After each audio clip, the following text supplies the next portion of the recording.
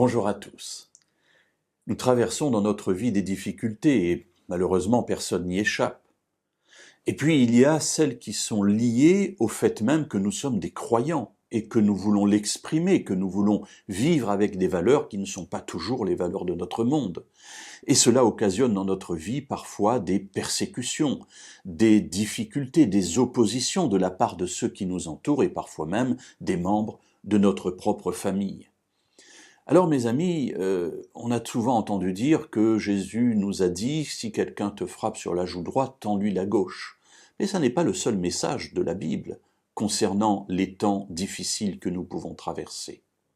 Effectivement, je le dis très souvent, Dieu nous a donné un cerveau et rien ne nous empêche de l'utiliser pour essayer de trouver d'autres voies que celle de simplement tendre une autre joue à celui qui vient de nous frapper.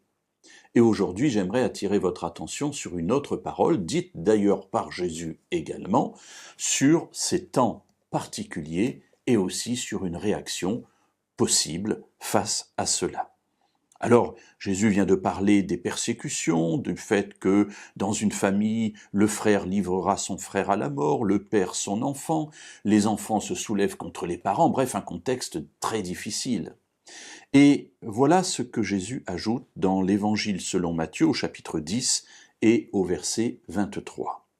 « Quand on vous persécutera dans cette ville-ci, fuyez dans une autre. »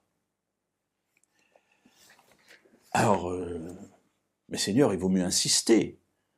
Voilà, il faut qu'ils comprennent, il faut qu'ils choisissent la bonne voie. C'est ce qu'il y a de mieux pour eux. Donc, non, je vais rester jusqu'au bout, et même si on me persécute, ça n'est pas grave, je suis prêt à mourir pour toi. Et Jésus nous dit, non, quand on est dans cet état d'esprit-là, bien d'opposition, bien fuis dans une autre. Alors on pourrait dire, oui, mais fuir, c'est pas très viril comme attitude. Mes amis, personne ne vous demande d'être viril. On vous demande de suivre la volonté de Dieu et d'être intelligent.